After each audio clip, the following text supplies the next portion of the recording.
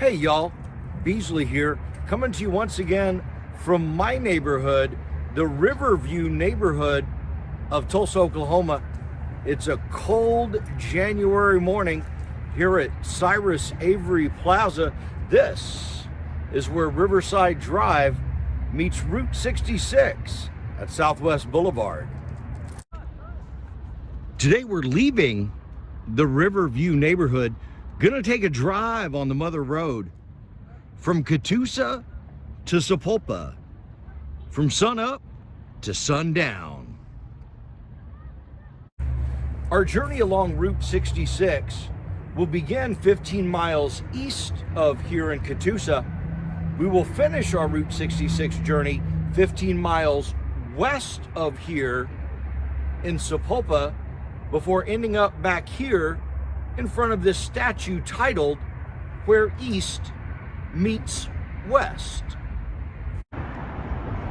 We are west of downtown Tulsa, about an hour before sunrise. By going through Tulsa along the old route at this time, we should see many neon signs as we follow that old route to the iconic Blue Whale.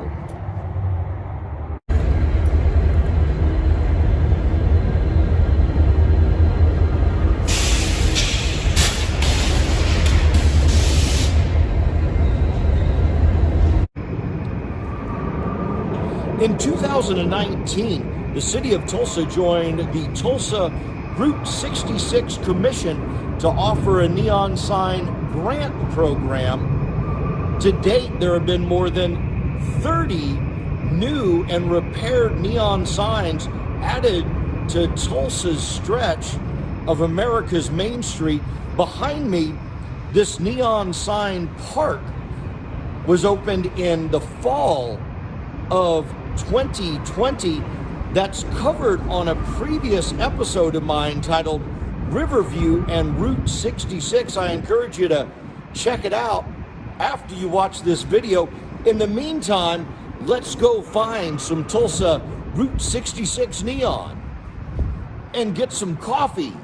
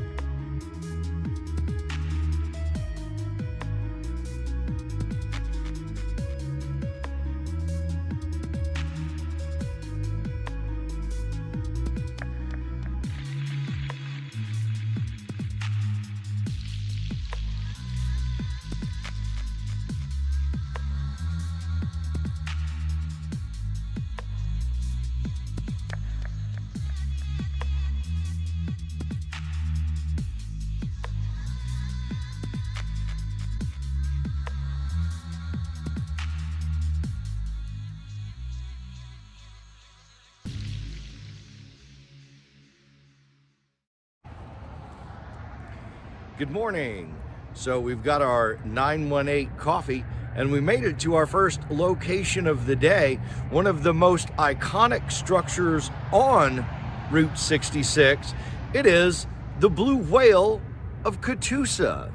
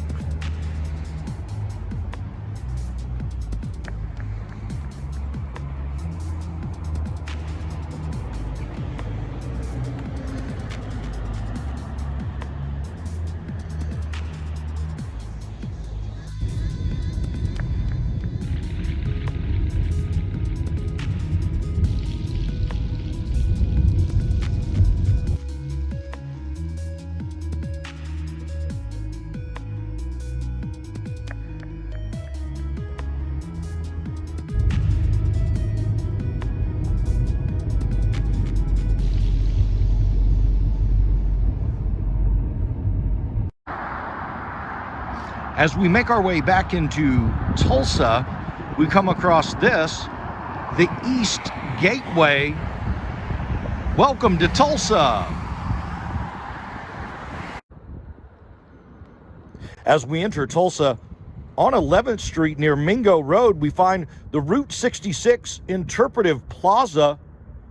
Among the displays at this plaza, this map showing the different alignments of Route 66 through the years, and showing some of the significant locations along the Mother Road through the city of Tulsa.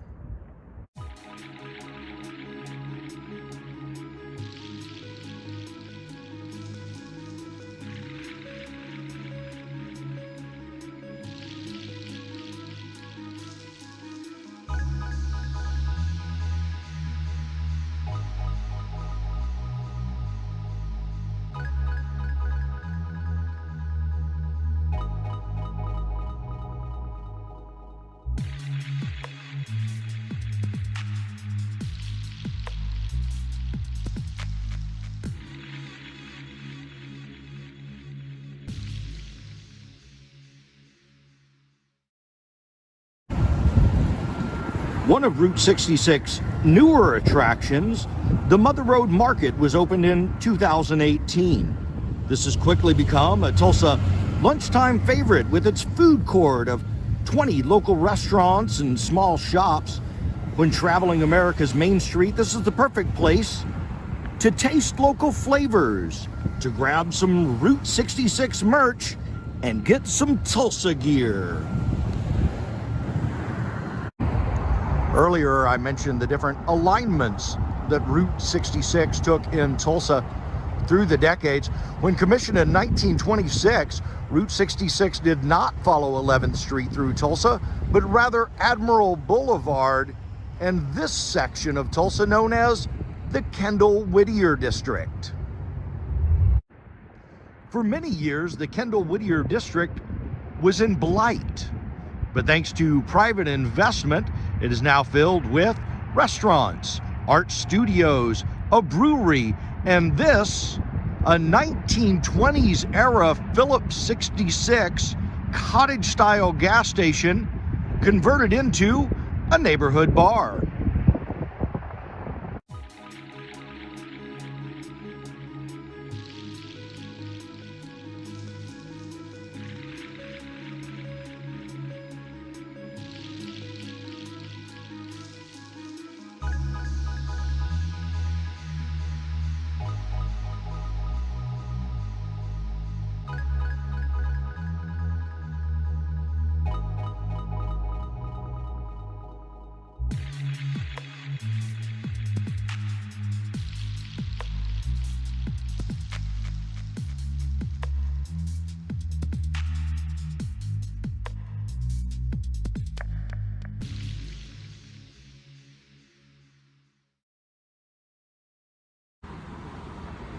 When traveling the route, you would be remiss to not stop by and say hello to Tulsa's space cowboy, Buck Adam.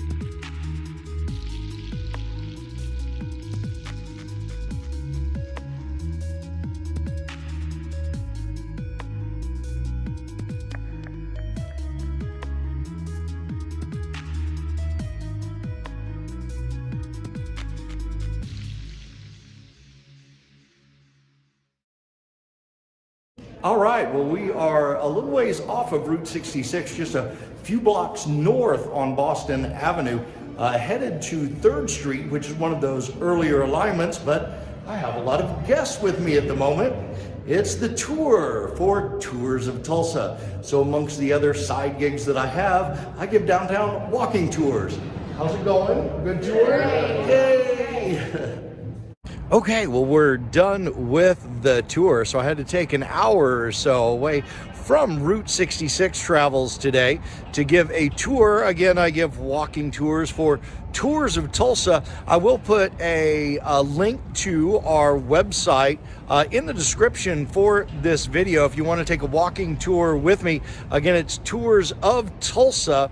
But we ended up down here on 3rd Street. So 3rd is, again, one of those early alignments. Many of you Tulsans know this area. We call it the Blue Dome District, original alignment of Route 66. One of the things that I really like about this section of Route 66 is that the Route 66 Commission has put up signs. So if you want to know more about the filling station that is now known as the Blue Dome and the Blue Dome District, you can see these signs. There's also a sign across the street. This bar, it's now called Red's, is significant from its Route 66 days, as it was in the original Green Book. And so it was one of those places that was safe for African Americans to go. Certainly Tulsa had quite the reputation in the early days, not a good reputation in the early days of Route 66. So the Green Book, which you may know from the recent movie as well, was developed to give African Americans a guide to what was safe and where were the places that were available and the services that were available to them along Route 66.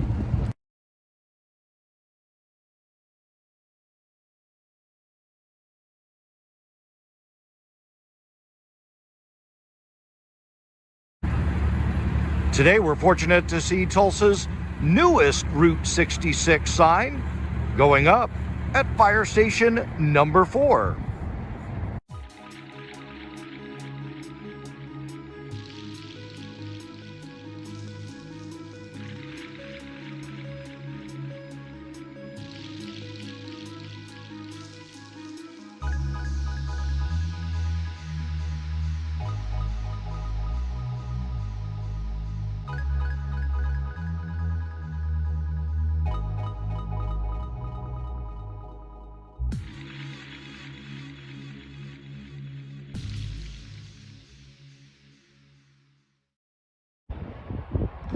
Earlier, we saw a Phillips 66 station that had been converted to a neighborhood bar in the KendallWhittier District. Here in West Tulsa, we have a replica of one of those 1920s cottage-style Phillips 66 gas stations at Tulsa's Route 66 Historical Village.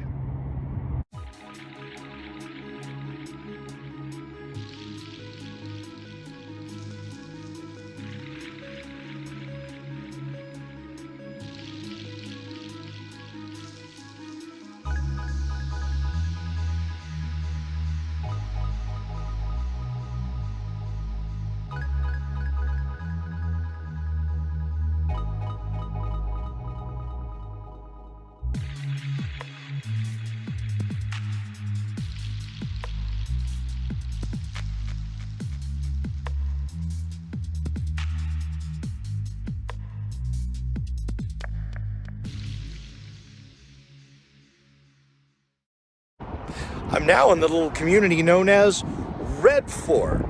Founded in 1883, it was annexed by the city of Tulsa in 1927, but most significantly, the city of Tulsa would not be what it is today without the Red Fork, for it was here in 1901 that the first oil well was discovered in Tulsa, the Sioux Bland #1, and it's lunchtime, and coincidentally, we are right across the street from Ollie's Station.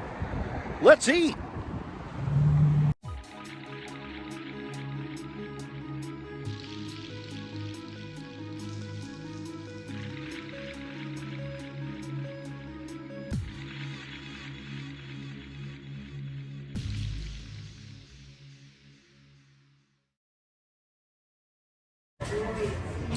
When on Route 66 in the Red Fork, you have to go to Ollie's and have the chicken fried steak.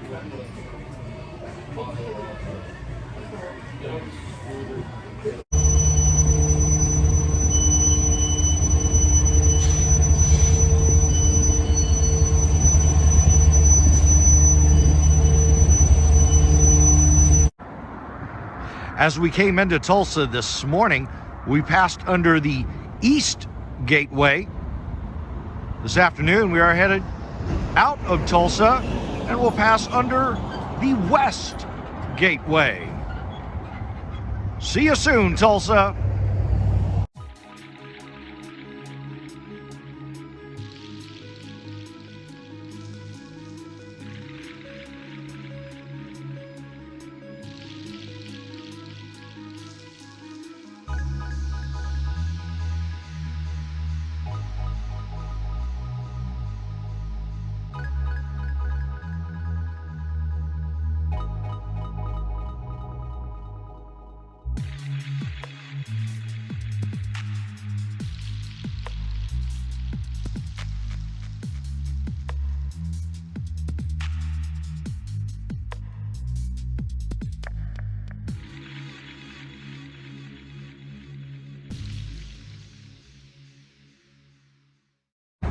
We are quickly losing sunlight, but we made it to Sapulpa, Dewey Avenue, Route 66, the Mother Road.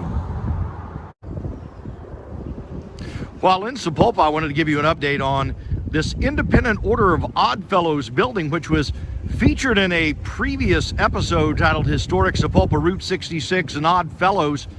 This building has been sold. The historic tax credits have been approved for this building, so demolition work has begun, and I am excited to see what is to become of the Independent Order of Oddfellows building on Route 66 in Sapulpa.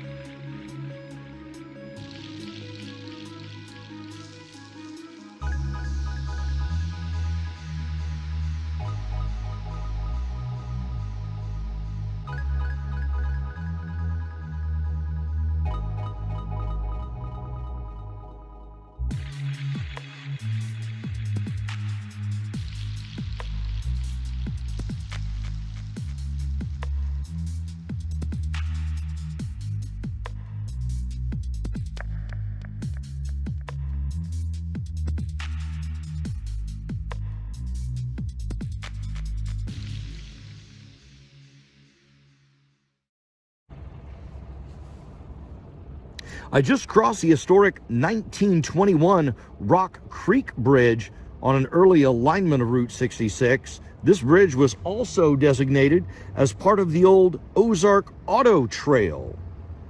That brings us to our final location of the day on Route 66. The Teepee Drive-In, opened in 1950, showed its last movie more than 20 years ago. But as with many Route 66 relics, it will soon see new life. The new owners hope to have crowds at the old drive-in again this summer.